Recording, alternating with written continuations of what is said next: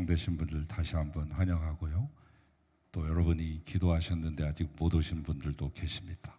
337명을 써내셨는데 서울에 거주하시는 분도 계시고 또 지방 곳곳에 흩어지신 여러분의 후손들도 있고 심지어는 저 외국에 계신 분들 이름도 여러분이 쓰셨어요.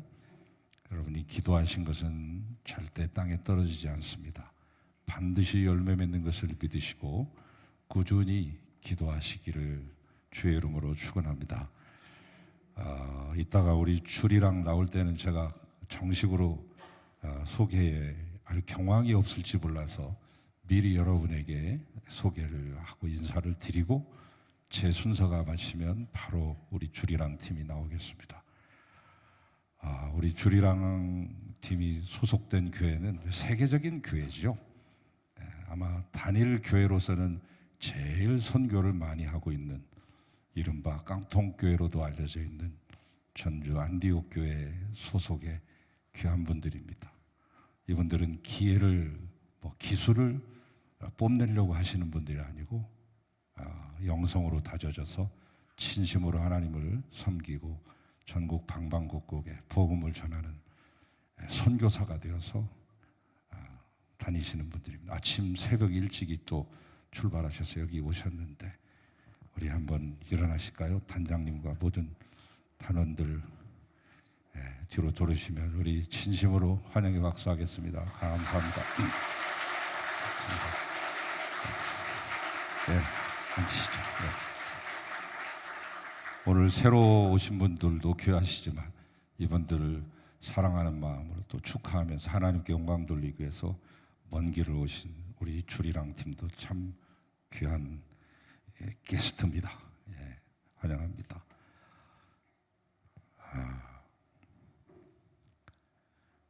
하루는 예수님께 어떤 사람이 나왔습니다. 형이 재산을 공평하게 분배해 주지 않는다는 것이죠. 그 당시 이스라엘은 이제 랍비들이 있어서 이 랍비들에게 집안의 어려운 문제 또는 송사의 문제 이런 것들을 상의하고 카운셀링을 받고 또 해결을 해주기도 했습니다. 예수님의 이 명성을 익히 들은 한 사람이 와서 예수님이라면 이것을 가르마를 잘 타줄 것이다 라고 하는 기대감에 가득 차서 우리 형님 좀 혼내주세요. 유산을 가르는데 공평하지 않습니다. 이렇게 말했습니다. 당시 유대인의 법에 의하면 장남은 3분의 1을 갖고 유산 중에요. 또 차남은 3분의 1을 갖습니다. 단 조건이 있습니다. 그 장남이 부모님을 모실 때. 근데 아마 문제가 생겼던 것 같아요. 부모님을 모시지도 않고 이 동생이 부모님을 모셨는데 나중에 유산 가를 때는 형이 떡하니 3분의 1을 차지해서 간 것 같습니다. 이에 대한 분노, 섭섭함 이런 것들 때문에 이제 예수님께 찾아온 것이겠죠. 우리 같아도 그럴 것 같습니다. 여러분 그렇지 않겠습니까? 평생을 부모님을 모셨는데 자기에게 돌아오는 어떤 이득이나 유익함이 없을 때 섭섭함도 있고 분노도 있을 수 있는데 예수님이 그 얘기를 다 들어주신 다음에 비유로 한 말씀을 들려주셨습니다. 어느 마을에 한 부자가 있었다. 그런데 그 부자는 너무나 소출이 많아가지고 쌓을 곳이 없어서 기존의 창고로서는 감당할 수 없으니 새로운 창고를 부득이하니 지어야만 했을 정도의 그런 부자다. 우리도 한번 그렇게 살아봤으면 좋겠죠? 쌓을 곳이 없어서 금고가 있는데 금고에다가 금괴나 현금을 더 이상 넣을 곳이 없어서 새로운 금고를 새롭게 사다가 그곳에 넣어봤으면 원이 없겠다. 좀 인간적인 면에서 보면 최고의 정점에 이른 분입니다. 고민이 있습니다. 어찌할꼬. 이 부자에게도 고민이 있습니다. 여러분 가난한 사람만 고민인 게 아니라 부자에게도 고민이 있습니다. 인류 모든 이들 특별히 어리석은 부류에 속한 사람들은 한결같이 외치는 외침이 있으니 어찌할꼬 라고 하는 것입니다. 부자는 부자 나름대로 돈을 많이 벌었으니 이 돈을 어찌할꼬, 이 돈을 어찌 관리를 하고 어찌 더 투자를 해가지고 더 많이 불릴꼬, 내가 가지고 있는 이 돈이 도둑 맞으면 어떻게 할꼬, 어느 은행에다가 넣어야 안전할꼬, 끊임없는 어찌할꼬를 외치고, 가난한 분들은 또 가난한 나름대로 돈이 없으니 어찌할꼬, 자식들을 먹여 살려야 되는데 어찌할꼬, 아이 학자금이 없으니 어찌할꼬. 그래서 이제 이 부자도 이 어찌할꼬를 외치다가 쌓을 곳이 없어서 어찌할꼬를 외치는 참 고민 같지도 않는 고민, 행복에 겨운 고민인데 나름대로 결론을 내립니다. 옳지, 이제 헐어버리면 돼. 까짓거 내가 돈 많은데 이 작은 창고 헐고 이보다 훨씬 큰 창고를 지으면 되지. 됐고, 생각해 보니까 자기 영혼도 수고한 것 같아요.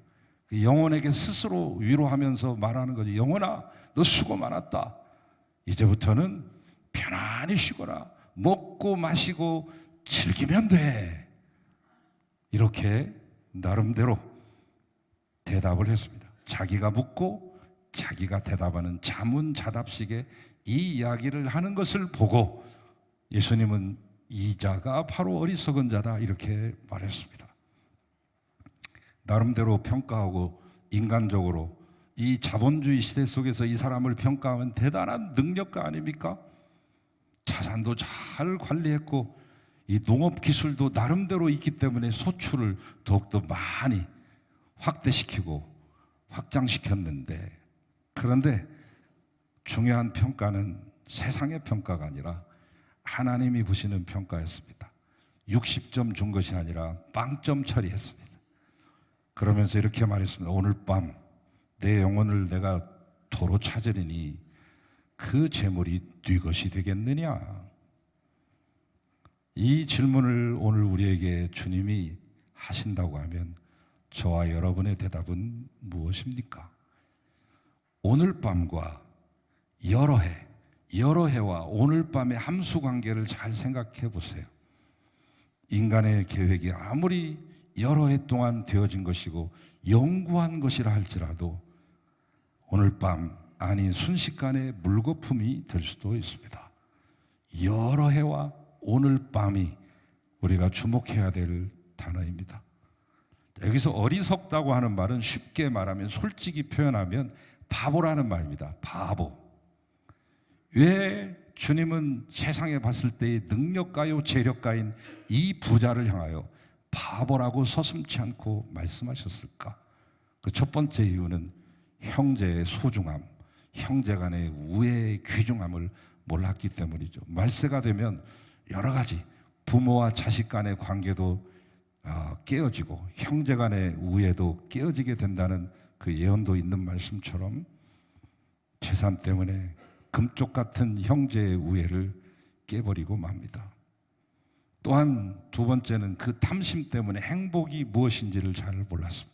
다른 말로 말하면 잘 산다는 말의 의미를 잘 몰랐습니다. 예전에 신라시대 때 잘 산다는 의미는 깊은 뜻이 있었습니다. 여러분, 신라하면 섭섭하게 생각하는 분들이 많아요.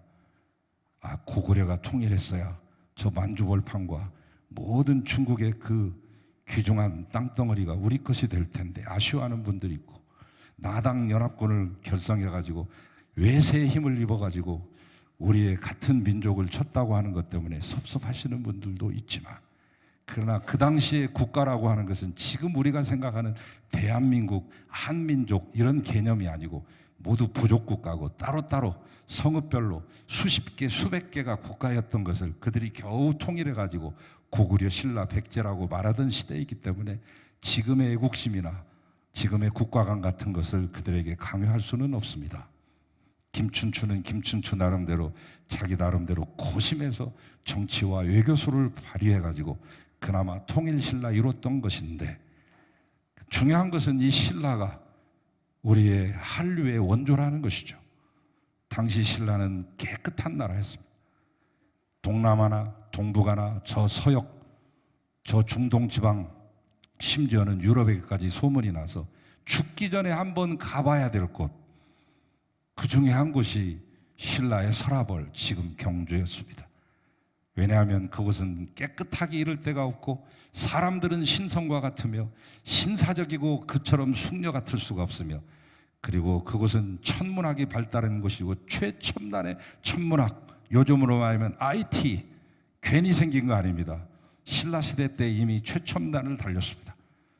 여러분, 천문학의 최고는 중동 지역이 아니라 극동이라는 사실, 그 당시 문서가 증명해주고 있는데, 또 하나 황금의 나라 아닙니까? 신라야말로 황금의 나라입니다. 신라는 잘 사는 나라였습니다. 그러나 잘 산다고 하는 그 신라 시대의 의미는 우리가 생각하는 경제적인 것에 맞춰져 있지 않다는 사실. 신라 시대 때 잘 산다는 이 말의 표현은 뭐냐? 위로는 하늘을 우러르고 신을 잘 섬기며, 또 아래로는 우리의 이웃들을 잘 돌보고 특별히 내 집을 찾아오는 손님을 잘 대접하는 그 사람이 잘 사는 사람이요, 그 사람이 잘 사는 집이었습니다. 그런데 이 부자는 그 잘 사는 법을 몰랐습니다. 또한 이 부자가 바보라고 칭함받은 것은 영원한 미래를 몰랐기 때문이죠. 대개 부유하거나 높은 자리에 있으면 인생의 마지막을 잊어버리게 되더라고요. 그러나 여러분, 반드시 끝이 있습니다. 건강에도 병들 날이 있고 성공에도 내려올 때가 있으며, 재산을 손에 움켜줘도 펴고 내놓아야 될 날이 우리에게 오는 것이죠. 이 부자가 어리석은, 까닭은 이에 대한 인식이 없었기 때문에 인간은 영혼을 준비하기 위해서 잠시 이 땅에 온 것이죠. 그러므로 이 땅에 사는 동안 영원한 미래를 준비해야 됩니다. 미래는 미래에 가서 준비하면 그때는 너무 늦습니다. 그리할 수도 없습니다. 인간은 영원한 존재이기 때문에 영혼을 알지 못하고서는 행복할 수 없습니다. 그렇게 지음받았습니다. 전도서 3장의 말씀에 보면 주께서 우리 인생들을 만드시되 그 인생들로 하여금 영원을 사모하는 마음을 그 마음속에 주셨다. 마지막으로 이 사람이 바보라고 불리울 수밖에 없었던 것은 생명의 주인을 알지 못했습니다. 알라딘이라고 하는 이 만화 영화, 애니메이션 얼마 전에도 나왔습니다만 이제 실사 영화로 나왔죠. 애니메이션과 실사가 같이 합쳐진 것입니다만, 그 알라딘의 램프를 문지르면 요정 지니가 나옵니다. 이 지니가 나와서 주인님 부르셨습니까요? 이렇게. 램프 속의 요정도 주인을 알아보는데 만물의 영장인 인간이 주인을 못 알아봅니다. 내가 오늘 밤에 내 영혼을 도로 찾을 것이야. 그분이 누굽니까?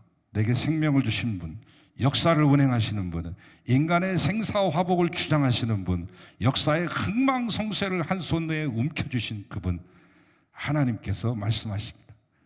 내가 한다. 내가 너의 심장 박동을 뛰게 하노라. 내가 한다. 지금도 너의 혈관의 피를 흐르게 해주마. 생명을 너에게 보냈으니 내가 다시 도로 거둘 수도 있느니라.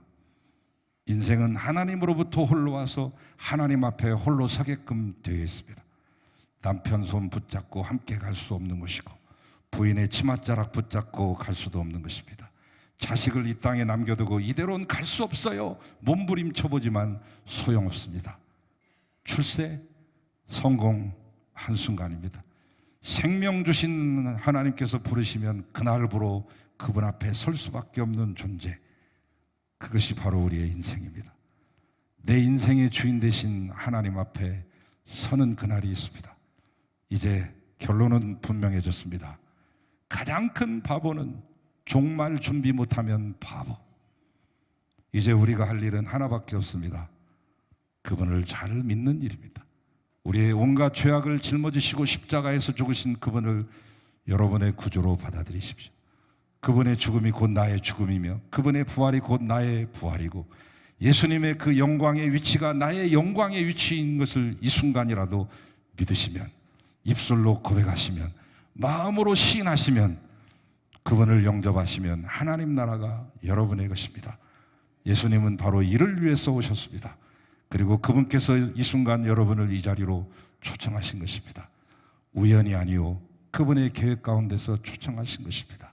한 분이 교회 앞에 오려고 하면 14분의 과정을 거쳐야 이 교회에 올 수 있습니다.